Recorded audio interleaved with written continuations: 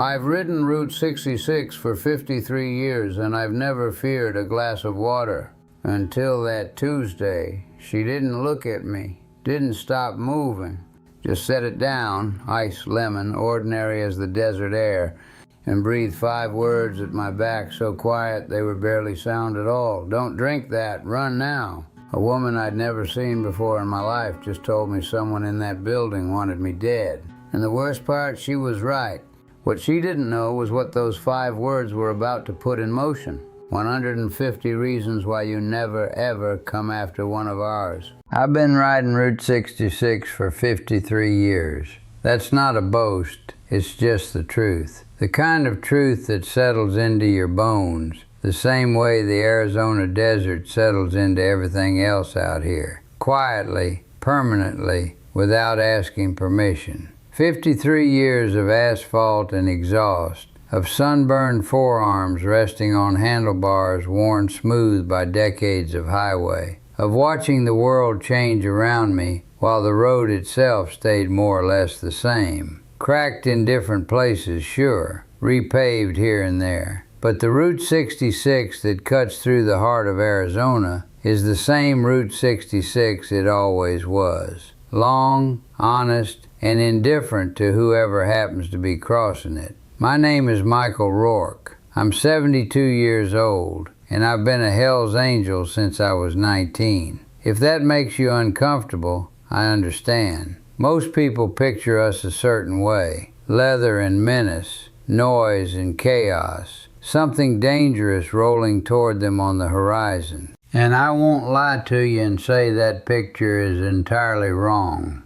We've had our dark chapters, same as any organization that's been around long enough. But I'm not here to defend or explain the club. I'm here to tell you what happened on a Tuesday afternoon in late October, on a stretch of the 66 just outside Kingman, Arizona, and why 150 of my brothers rode out the next morning because of a woman I had never met before in my life. It started, as most things in my life have started, with the road. I'd left Flagstaff before 6 that morning, alone. That was unusual. I rarely ride solo anymore, not at my age, not with the way my right knee locks up in the cold, and my lower back starts its editorial commentary around the 3rd hour. But Garrett had stayed behind with a problem involving a trailer hitch, a strip bolt, and some creative profanity that I genuinely didn't want to be part of. Dean had his daughter's school thing, a recital or a play or some event that involved chairs too small for grown adults, and a gymnasium that smelled of floor wax. And I'd been restless since before sunrise, awake in the gray hour before dawn, with the particular kind of restlessness that only one thing in the world can address. So I'd thrown my leg over my '09 Electroglide, slowly, because the knee, and kicked her to life and pointed her west, and let the desert do what the desert has always done for me. Which is to say, nothing complicated, just space, just the road unrolling ahead, and the mountains in the mirror getting smaller, and the smell of sage and dry rock, and something older than either of us cutting through the cold air at speed. By early afternoon, I was somewhere between Seligman and Kingman, which is to say, I was in the middle of absolutely nothing in the most literal possible sense. The high desert out there is not empty the way a parking lot is empty. It's empty the way the ocean is empty, full of itself, full of its own scale, indifferent to the fact that you're in it. Rust-colored rock formations rose on either side of the highway like the ruins of something enormous. The sky was the specific blue of October in Arizona, a blue so saturated it looked slightly unreal, like someone had turned the saturation up a degree or two past what photography can capture. A hawk rode a thermal maybe 300 feet above the road, not moving its wings at all, just hanging there on invisible air. I had been on the bike about 5 hours, and my back was beginning to make its opinion known, in the particular dull way it has of making opinions known these days. Not sharp, not urgent, just present and insistent, like a slow conversation you can't quite get out of. When I spotted the diner, a low, flat-roof building, set back maybe 40 feet from the road, hand-painted sign reading Dusty's in faded red letters, a parking lot with 3 pickup trucks, and a delivery van, and a dumpster that needed emptying, I took it as a suggestion from the universe and pulled in. I killed the engine and sat for a moment the way I always do, just listening. It's a habit I developed young and kept old, the way you keep all the habits that kept you alive long enough to get old. Wind pressing against the wooden sign over the door, a screen door somewhere around the back of the building, catching the breeze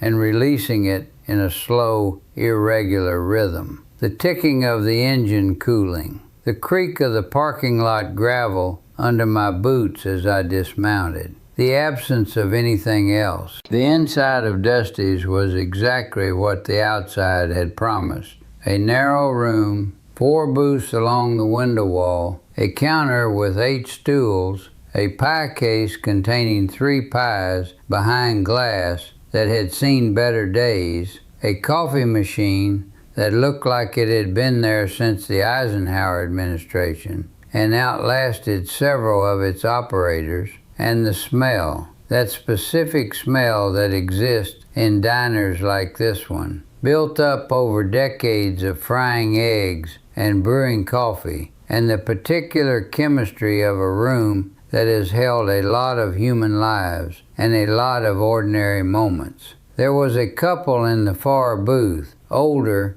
not talking, eating with the comfortable silence of people who have been married long enough that silence is just another form of conversation. A trucker at the counter with his phone face up beside his plate. Nobody else. She was behind the counter when I came in. Charlotte Briggs, though I didn't know her name yet. 30s. Somewhere solidly in her 30s, though there was something in the quality of her attention, the way her eyes moved and settled, that made her seem both younger and older than whatever number the calendar had assigned her. Brown hair pulled back tight from a face that was composed but alert in a way that went a degree or two past normal working alertness. A green apron with Dusty's embroidered on the chest in that same faded red. She looked up when the door opened, and I caught it the way you catch things when you spent 50 years reading rooms before you walk fully into them. A flicker that crossed her face in less than a second before her professional expression locked back into place. Not fear exactly, more like recognition, like she'd been expecting something or someone and wasn't certain yet whether I was it or wasn't. "Sit anywhere," she said. Her voice was steady and even and gave away nothing. I took the stool nearest the door, another old habit. Not the most comfortable seat in the house, but the one with the best angle on the room and the clearest line to the exit, and set my helmet on the counter beside me. She brought a menu without being asked, and went back to wiping down the far end of the counter while I looked it over. Coffee. A piece of apple pie, maybe. The chicken sandwich if the bread looked fresh. Nothing complicated. A man stopping for an hour on a long ride. I was still reading the menu when I heard Roy Casper's voice. It came from the back of the building, from the kitchen, or from the hallway that ran beyond the kitchen toward whatever utility spaces a diner like this one keeps out of sight.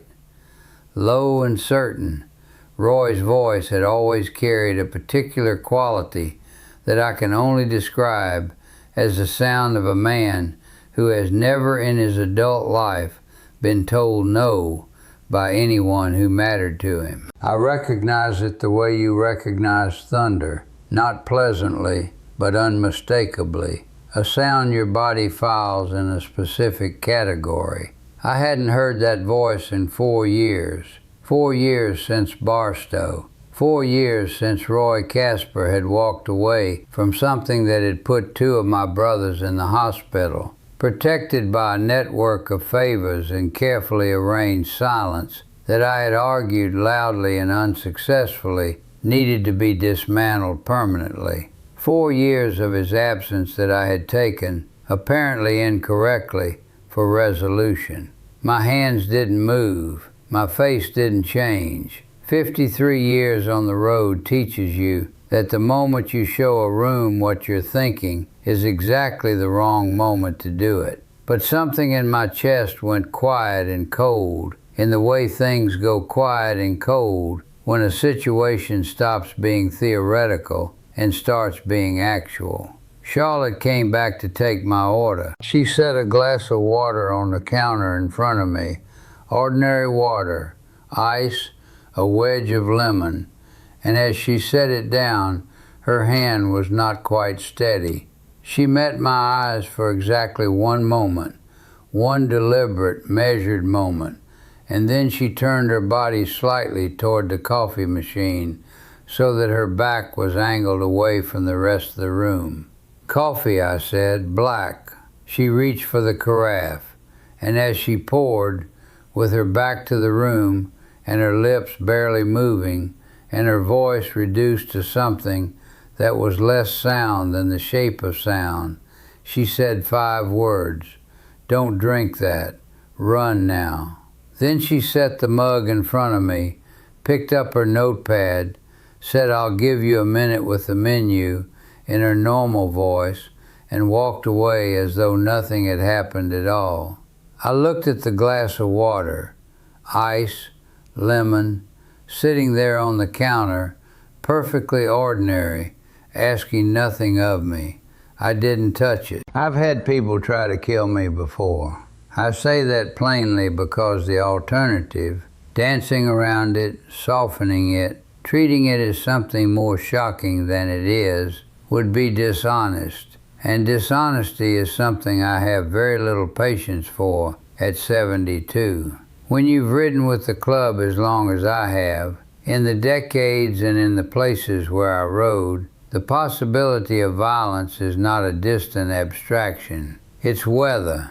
It's a condition you account for and prepare for and develop instincts around. The same way a man who lives in tornado country develops instincts about the color of the sky in April. What those instincts tell you, first and most clearly, is this: your body knows before your mind does. There is an alarm that fires before logic has time to catch up. Something ancient and pre-rational that doesn't wait for you to analyze the situation before it starts moving resources toward the problem. In the 3 seconds after Charlotte whispered those 5 words, that alarm fired hard and clean and completely. I looked at the water glass without moving my hands. Then I picked up the coffee mug, took a slow sip. The coffee was good, actually, strong and fresh, which struck me as an irrelevant detail, and then struck me as exactly the kind of detail your mind fixes on when it needs something concrete, while the rest of it is running calculations, and turned my attention to the pie case with the practiced disinterest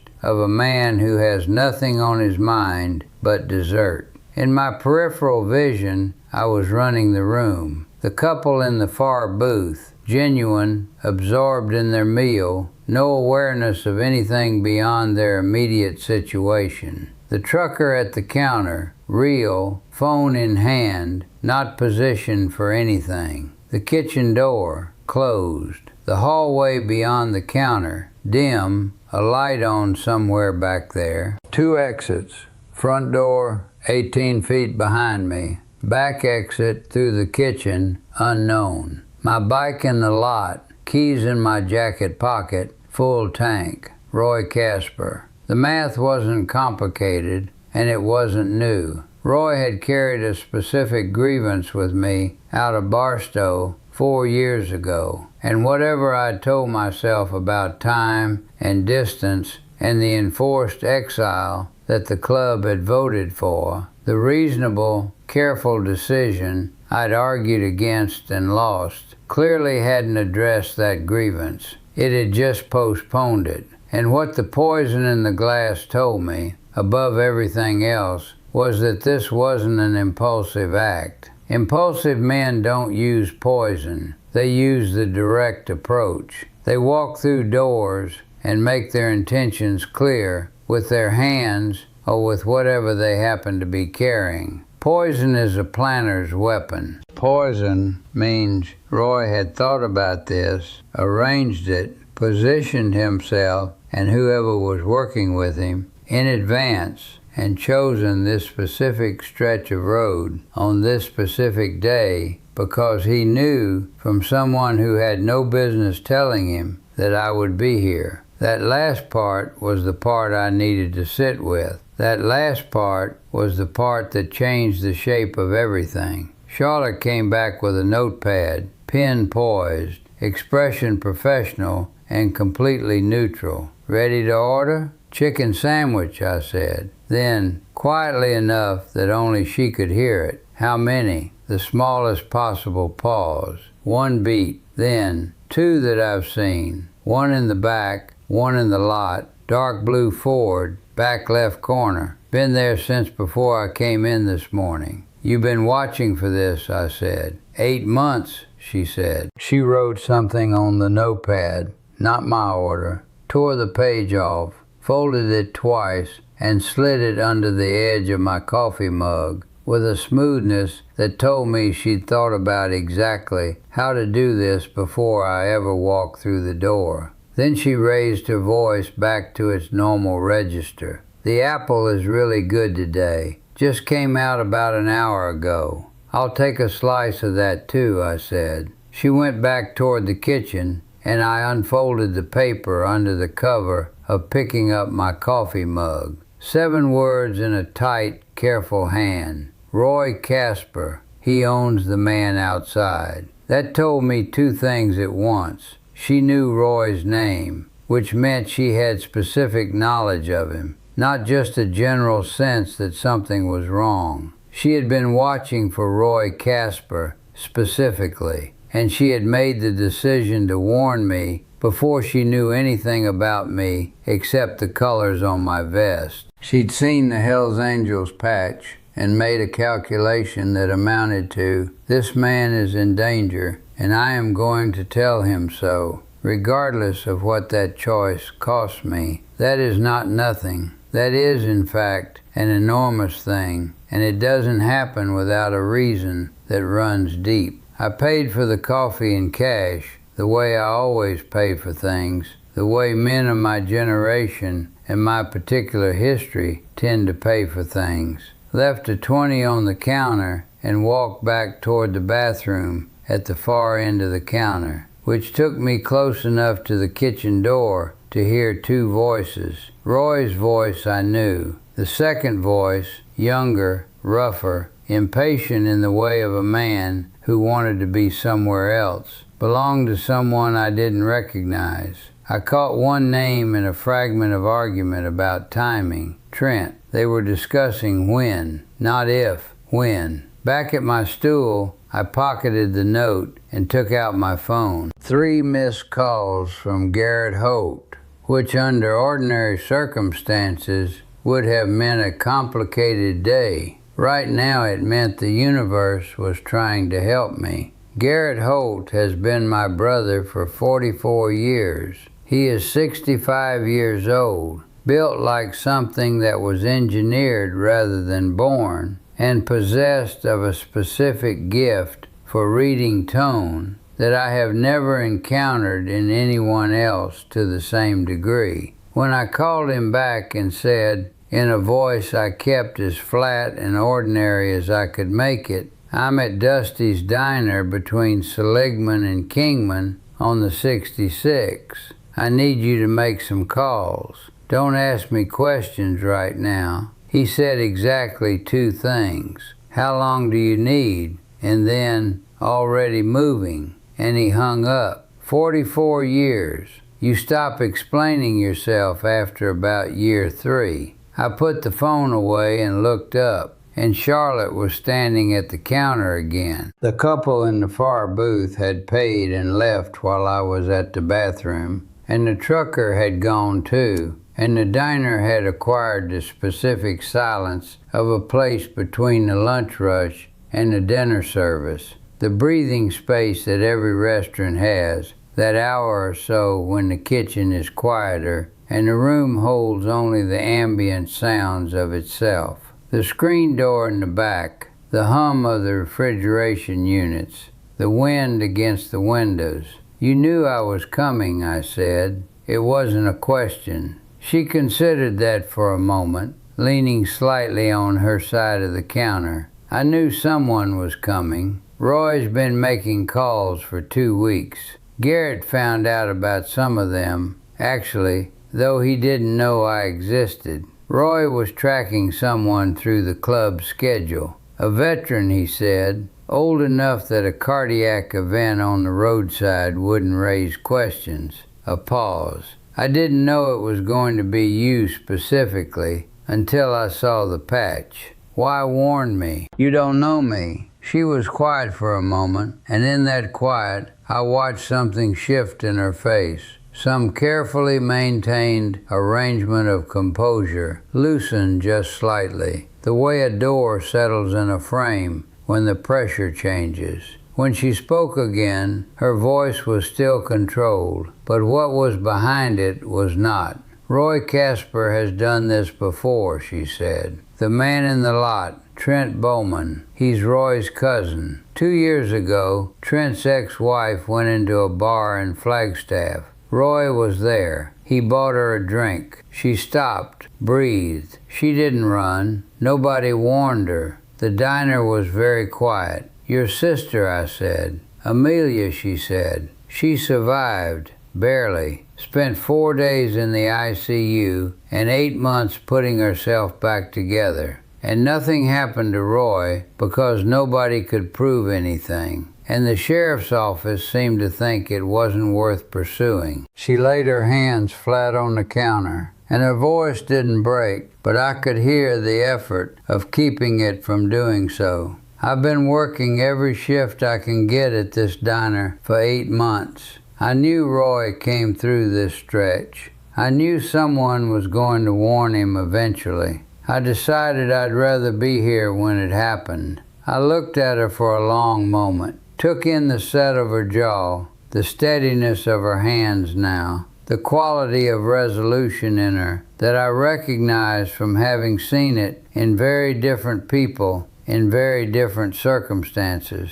The look of someone who has made a decision that cost them something and has no intention of revisiting it. It's not going to happen again, I said. She held my gaze. No, she said, it's not. What Charlotte didn't know, what I hadn't yet told her, was the full architecture of what Roy Casper's name meant inside the club, and why his presence here on this specific day with this specific plan pointed towards something larger and more troubling than one man's 4-year grudge. Barstow, 4 years ago. I'm not going to walk you through every detail because some of it isn't mine to share, and some of it involves people who have since moved on and would prefer to stay moved. But the core of it is this. Roy had been prospecting for the club, going through the process, putting in the time, doing what was asked of him, long enough to get close enough to certain information that he had no legitimate right to. Names, contacts, schedules, the particular geography of how we moved and communicated in the Barstow area. And he'd used that information to broker a deal with people who were actively positioned against us. Not enemies in any formal sense.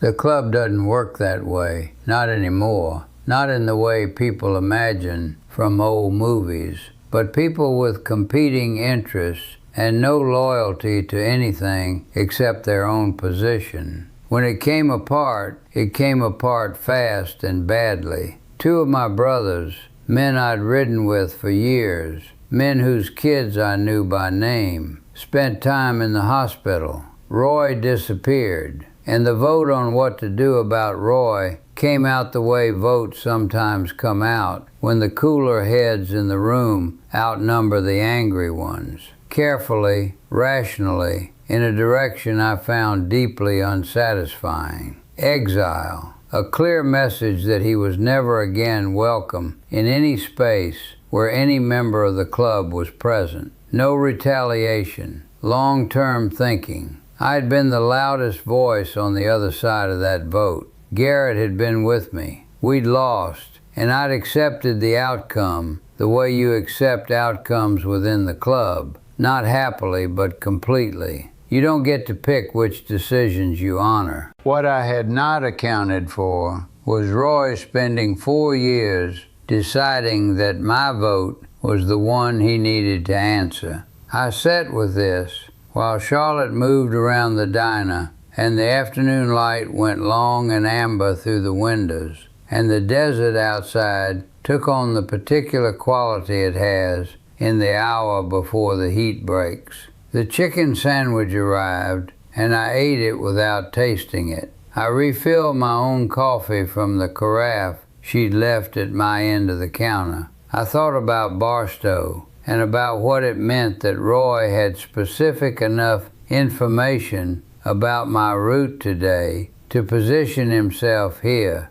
to arrange the water glass, to have Trent in the lot, and whoever else might be positioned outside the immediate radius of what I could see. Someone inside the club had talked. Someone with access to schedules, to the particular information that would tell you which veteran, on which road, on which specific Tuesday in October. The betrayal in Barstow had never actually ended. It had just changed form. At 4:15, Dean Whitfield came through the front door. He arrived the way Dean always arrives, when a situation doesn't feel like a phone call situation. Without announcement, face carrying the specific expression of a man who has been moving fast and would prefer to be moving faster. 20 years younger than me, Dean Whitfield, with his mother's dark eyes and a loyalty to the club and to me personally that sometimes got ahead of his patience, which was itself not a particularly abundant resource. He sat down 2 stools away, ordered coffee without looking at Charlotte, and said to me very quietly, as though we were continuing a conversation that had already been going on, "Garrett's got everyone moving, but there's a complication." I waited. "Roy's not working with 2 people," Dean said. "Garrett's been making calls since you reached him." Roy reached out to some people in the Kingman area, not affiliated, but sympathetic to his position, for reasons nobody's been able to establish yet. Current count is 8 in the immediate area, maybe more. 8 against 2 of us, with Charlotte in the middle, in a diner on the side of a federal highway. I ran the arithmetic and didn't like what it added up to. "Charlotte," I said, keeping my voice level, "anyone else working tonight?" She'd been listening. I'd known she was listening. She hadn't pretended otherwise. "Linda comes in at 5. Eddie's still on the grill. Call Linda. Tell her you're overstaffed. Give her a paid night." I met her eyes. "And I need Eddie to finish up and head home as soon as the grill's clean." She held my look for a beat. Understanding moved through her face, followed immediately by acceptance. "That obvious?" she said. "Only to me," I said. "To Roy, it'll look like a slow night, which is what we want." She nodded once and went to the back to talk to Eddie. Dean leaned in close. 2 against 8, Michael. Even with everything on the way, we can't hold a diner. We're not going to fight 8 people in a diner, I said. We're going to keep Roy comfortable and unaware until the math changes dramatically in our favor. And then we're going to have a very different conversation. Dean looked at me with the expression he uses when he thinks I'm being either very smart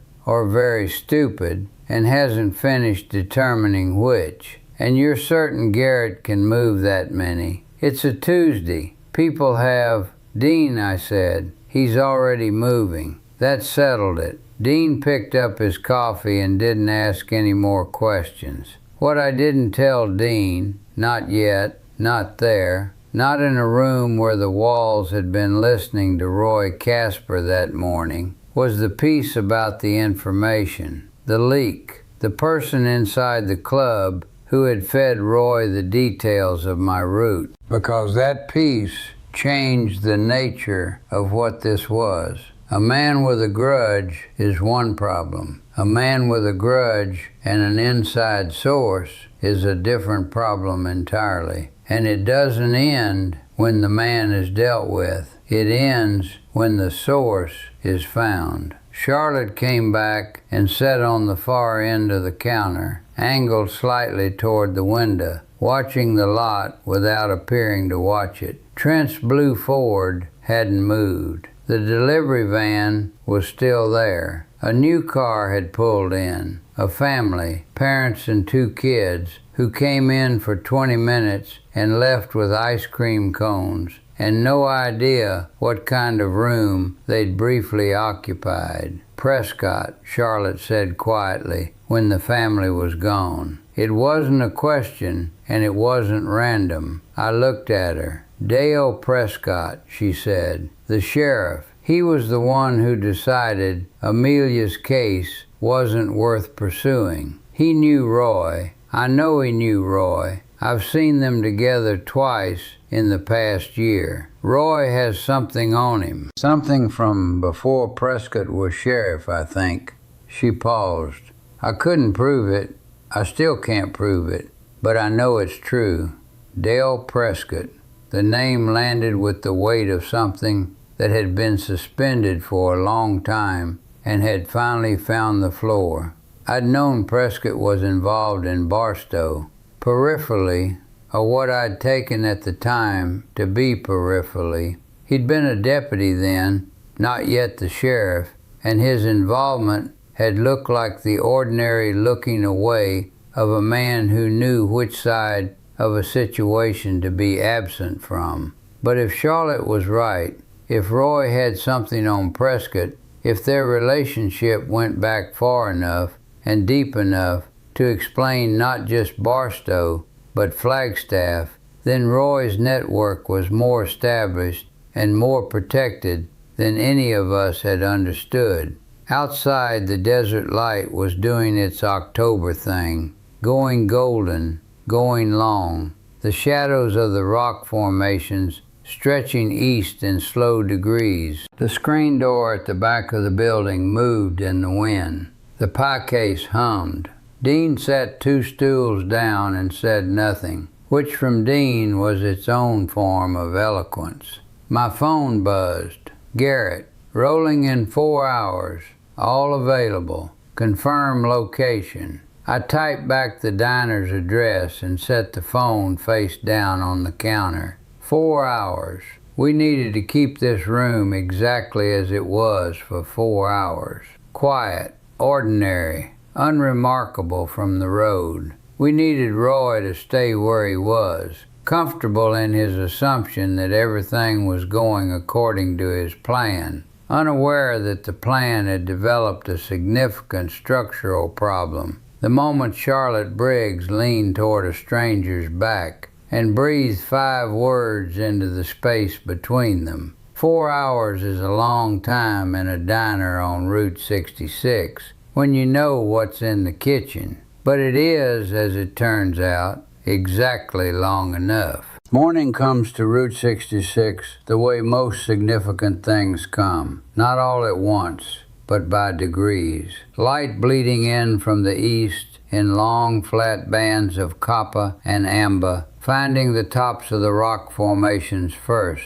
then working its way down the faces of them, while the highway itself stays dark for another few minutes, the asphalt holding the night a little longer than the land around it. I have seen this particular sunrise dozens of times from dozens of positions along this road, and it has never been exactly the same twice, and it has never not been worth watching. I had not slept. Dean hadn't either. We traded watches through the night in the way you do when sleep isn't a viable option, but fatigue is still a factor. 2 hours on, 2 hours off, one of us alert and one of us at least horizontal. On the bench in the back booth that Charlotte had pointed us toward around midnight. Charlotte herself had managed a few hours of actual sleep, which I was glad of, and which she'd needed, and which told me something about the quality of her nerves that I already suspected. She was the kind of person who could rest in the middle of something because she'd already made all the decisions she needed to make and had nothing left to argue with herself about.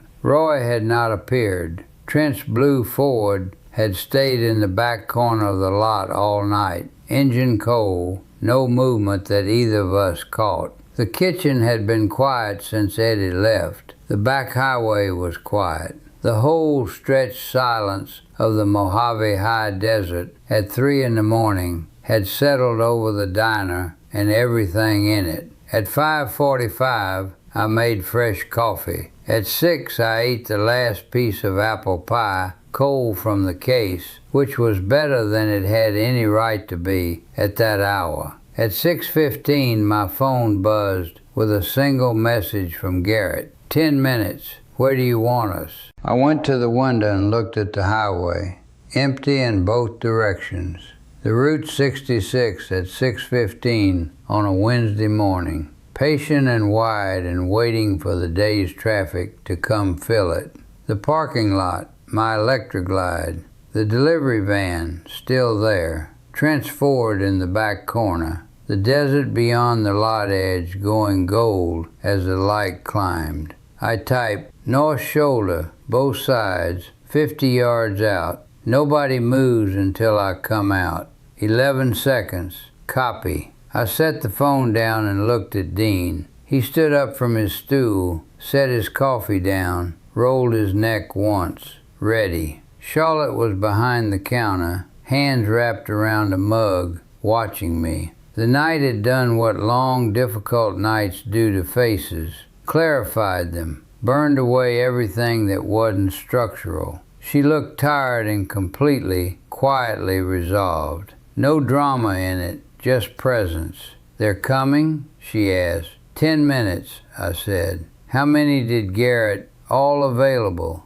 I said. Last count I got was 150. She processed that for a moment. 150 motorcycles on a federal highway for a diner between Seligman and Kingman for her 5 words. I could see her doing the math of it, the sheer scale of what a small thing had become, and something moved through her expression that I recognized, the vertigo of a situation that has grown far beyond the container you built for it. I just wanted to warn you, she said, almost to herself. That's what started it, I said. The rest was already waiting. At 6:23, the first sound came. You feel it before you hear it. That's the thing people who haven't experienced it don't understand. It's not a sound at first. It's a vibration. Something that travels through the asphalt and up through the soles of your boots and into the bones of your legs before it registers in your ears as anything specific. Dean felt it at the same moment I did. I saw him turn his head east, toward the window, toward the highway. Charlotte's hands tightened slightly around her mug. Then the sound arrived. From the east, 20, then 30, a column of iron and exhaust coming along the 66 with the specific, unhurried, absolute certainty of something that cannot be redirected or second-guessed. Full colors, writing in the formation we use when the purpose is to be seen, when visibility itself is the message and subtlety has been set aside as unnecessary. Then from the west, another column, pulling in from the Kingman side, flanking the diner on the opposite approach. They spread across the north shoulder in both directions. 200 yards of motorcycles idling down from highway speed to a low, patient, collective rumble that I felt in my sternum and my back teeth, and somewhere older than either of those. 153, I found out later. 3 more had caught up overnight who hadn't been counted in Garrett's last message. They parked along the shoulder, and they idled, and they waited. Nobody got off their bike. Nobody moved toward the diner or the lot. Just the line of them, stretching in both directions on the empty highway in the early morning light, making the one point they'd come to make. In the back corner of the lot, Trent Bowman's blue Ford sat unmoving for 47 seconds after the engine settled into their idle. I counted. Then the driver's door opened and Trent got out. He was a large man, thick through the chest and shoulders, hands that looked like they'd done real work at some point in his life, a jaw that was set in the particular configuration of a man who wants to project confidence and is finding it harder than usual. He stood beside his truck and he looked at the highway, at the columns of motorcycles on both shoulders,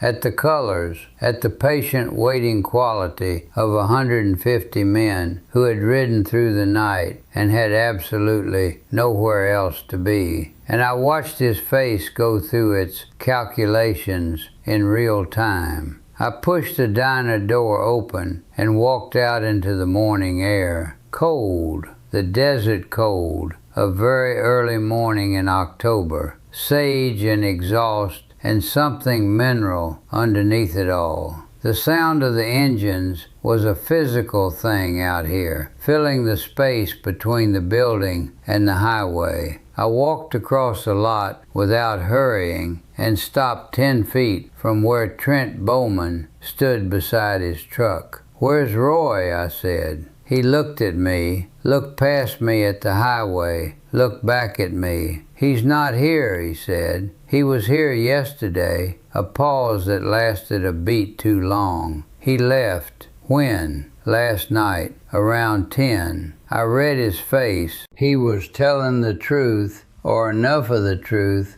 that lying about the rest of it had become a significantly less attractive option than it might have seemed 12 hours ago. Roy had read the silence, my not turning up dead on the highway, no confirmation of any kind from inside the diner, the particular silence of a plan that has gone wrong and doesn't know yet exactly how wrong and had moved, which told me Roy was smarter than the impulse that had put him in this position in the first place, and which meant this was not finished, not really, not yet. "Trent," I said, "I know about Flagstaff. I know about Amelia. I know what Roy used your name to do and what it cost her." I watched his jaw tighten, watched the tell of a man who knows what he's carrying and has been carrying it for longer than it was supposed to take. "I know you know where Roy went."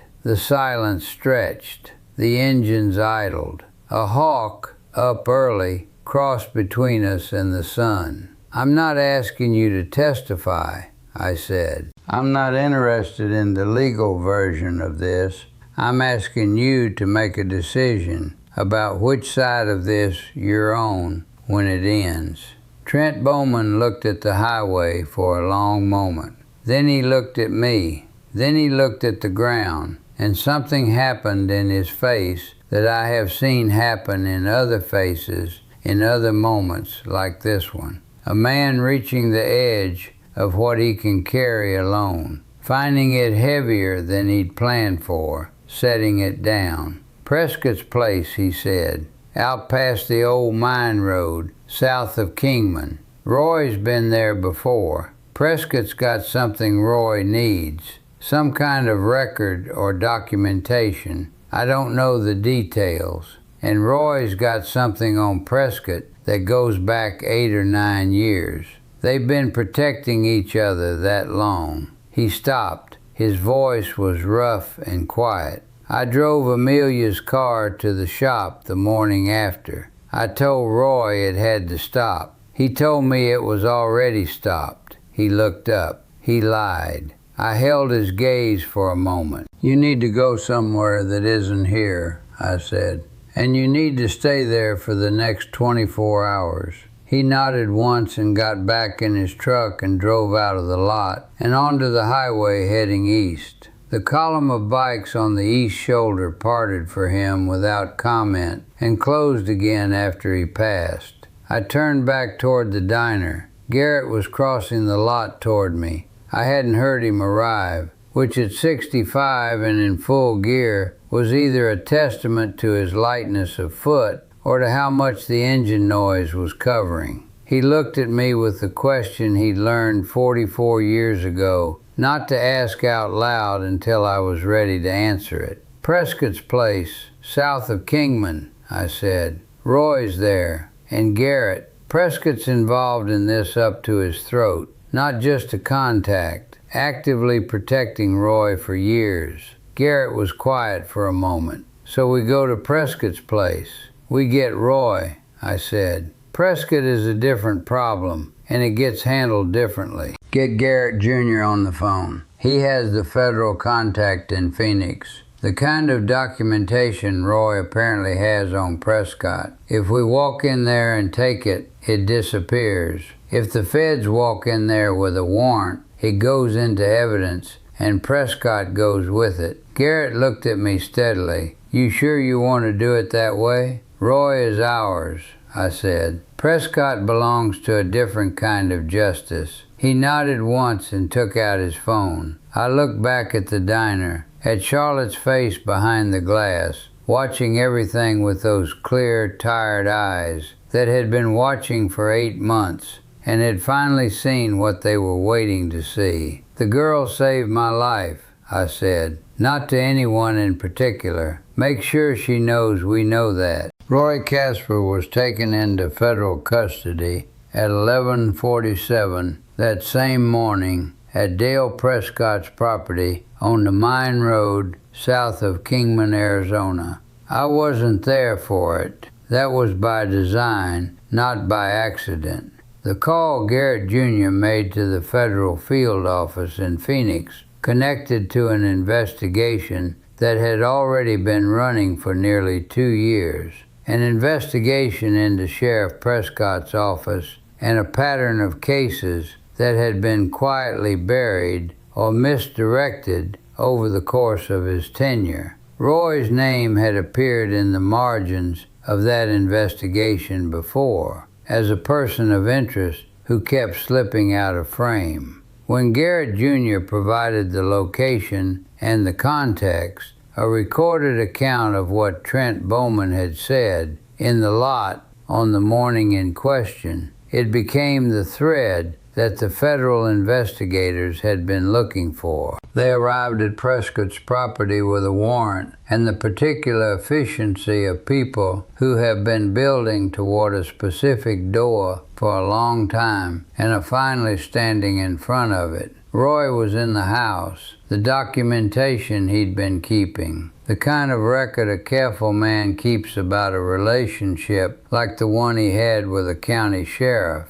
The kind that functions as insurance as much as currency was in the house too. Prescott, confronted with the warrant and the presence of federal agents and the specific documentation Roy had been holding over him as protection, made the decision that men like Prescott typically make when the structure that has protected them stops protecting them. He cooperated quickly and completely. By 2 in the afternoon, Roy Casper was in federal custody with outstanding warrants from 2 states now executable. By 3, Dale Prescott had been suspended from his position pending a federal investigation. By 4, Garrett Jr. had called me with a full account of how it had gone down, speaking in the measured tones of a man who is delivering good news carefully, because good news delivered carelessly can still go wrong in the receiving. I heard all of it sitting in a booth at Dusty's Diner, which by that point had become, for the space of one extraordinary day, the most significant room I had ever occupied on Route 66. The last of the 150 had rolled back out onto the highway through the late morning, departing in 1s and 2s and small groups the way they'd always planned to. No ceremony, no announcement, just the sound of engines receding east and west until the parking lot held only my bike and eventually a Subaru from New Mexico, whose occupants came in for lunch and had no idea whatsoever. Charlotte made fresh coffee and sat across from me in the booth. It was the first time she'd sat with me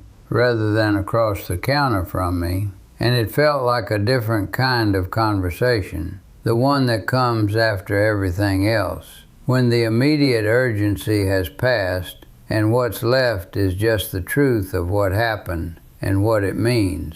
It's done, she said. Roy's in custody. Prescott, too. I watched her face. Amelia's case gets reopened. Federal now, not county. Different investigators, different result. She absorbed that quietly for a long moment. Outside, the October afternoon was doing its particular Arizona thing. The light going long and golden, the shadows of the formations stretching east, the high desert taking on the amber warmth that makes it look almost gentle, almost. She doesn't know this happened, Charlotte said. Amelia, she's in Flagstaff, working, building her life back. She worked very hard to get to a place where she doesn't have to think about Roy Casper every day. Do you want her to know? I don't know yet. She turned her coffee mug in her hands, a slow, thoughtful rotation, the gesture of someone sorting through a complicated interior.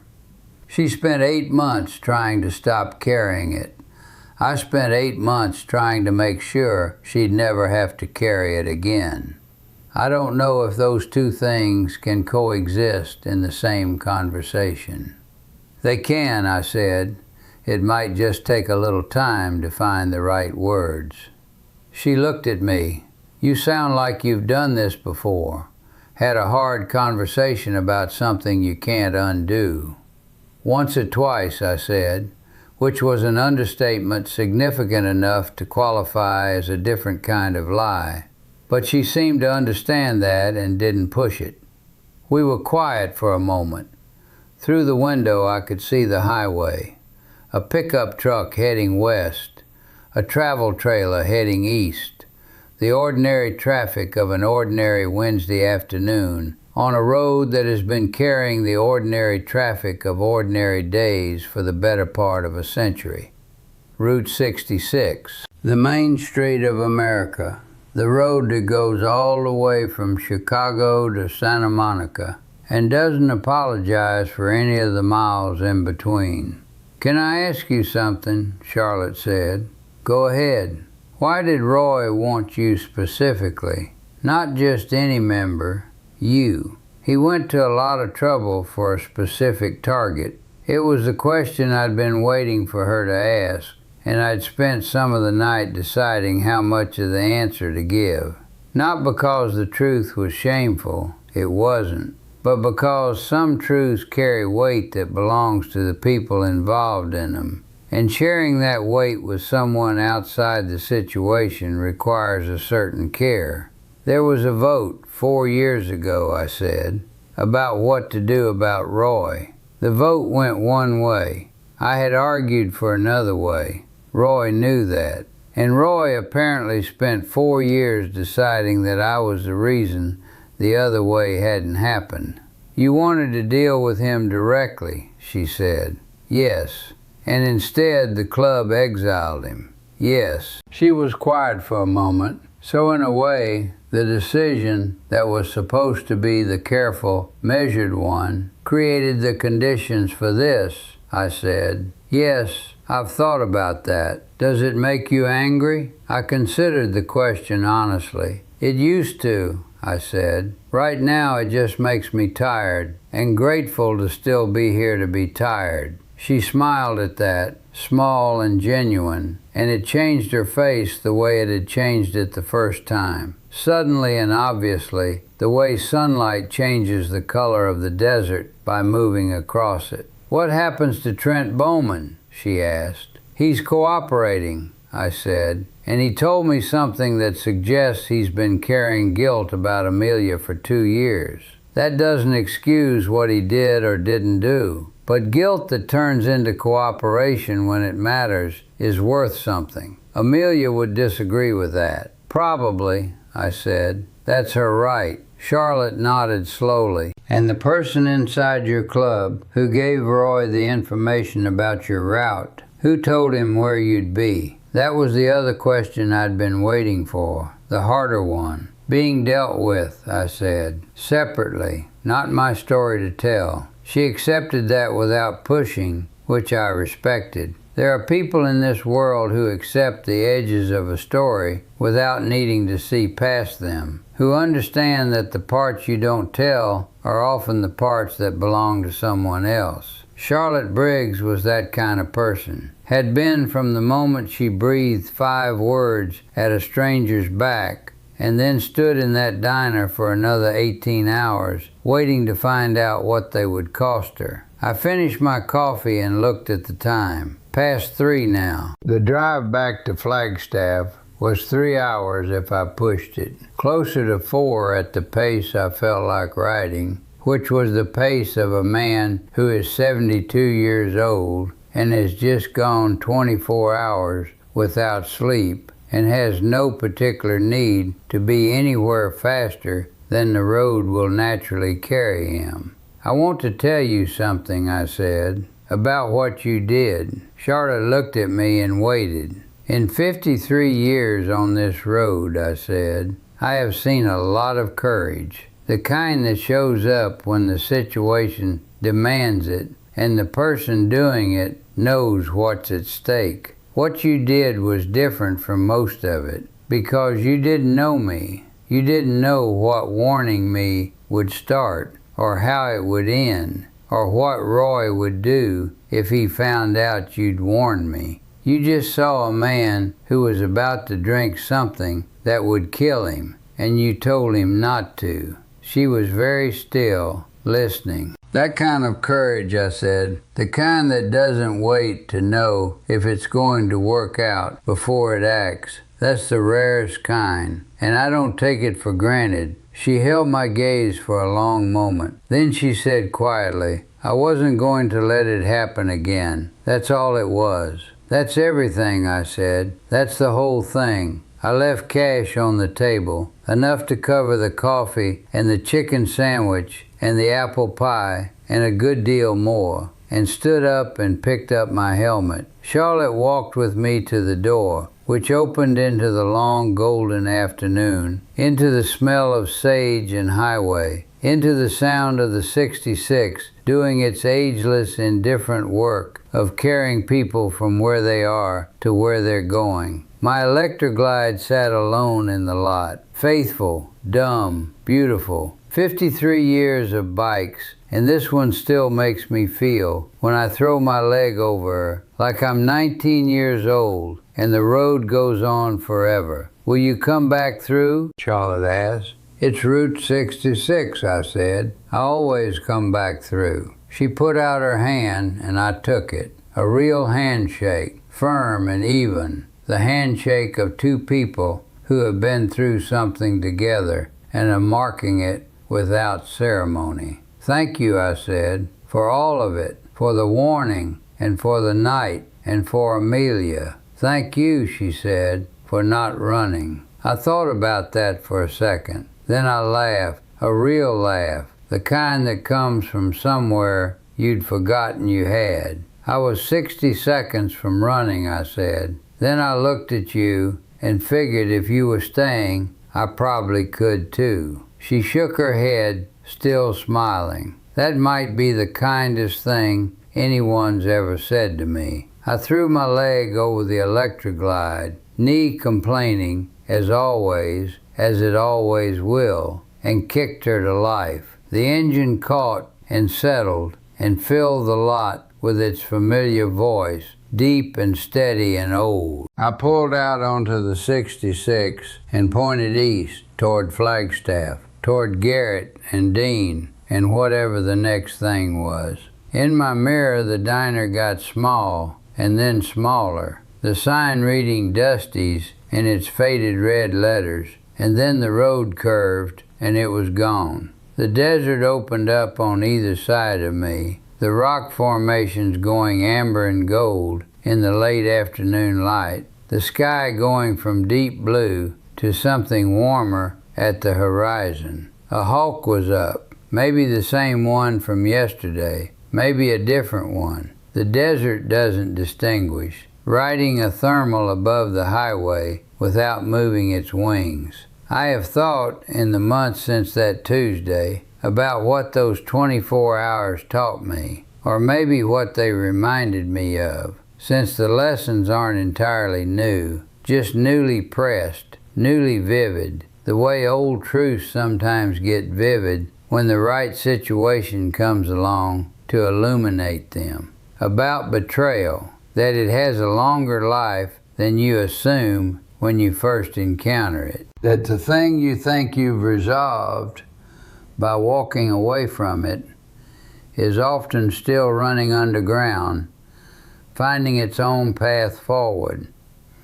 And that the answer to it is not to become harder or more suspicious, but to become more honest about what you're afraid of, about what you owe the people around you, about where the vulnerabilities actually are, about trust, that it is not a feeling, it is a practice. You practice it with the people who have earned it. You withhold it carefully from the people who haven't, and you stay awake to the difference, which is harder than it sounds, and which gets harder the older you get, not easier. About courage, that its most important form is not the kind that shows up in the moment of confrontation.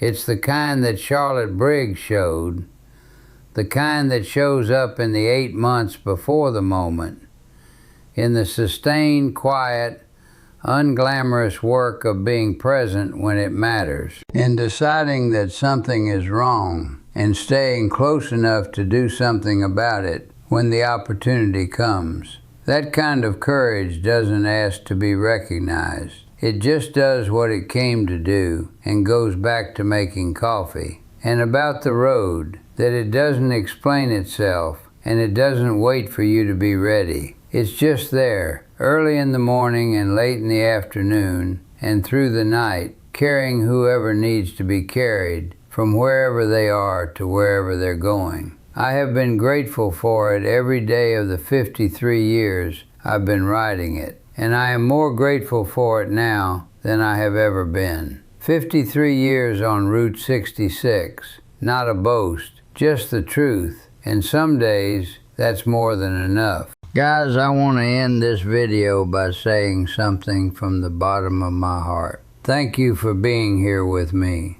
I mean it. Every view, every like, every comment, all of this means so much more than you can imagine. I know your time is precious, and the fact that you choose to spend a few minutes here watching what I create motivates me to keep giving my best every day. If this video touched you in any way, let me know here in the comments. I read everything, and often it's your words that give me the strength and inspiration for the next video. If you haven't subscribed yet, subscribe to the channel and become part of this community that's growing with so much love. And if you can, share this video with someone who also needs to hear this message. I am immensely grateful for each and every one of you. See you in the next video.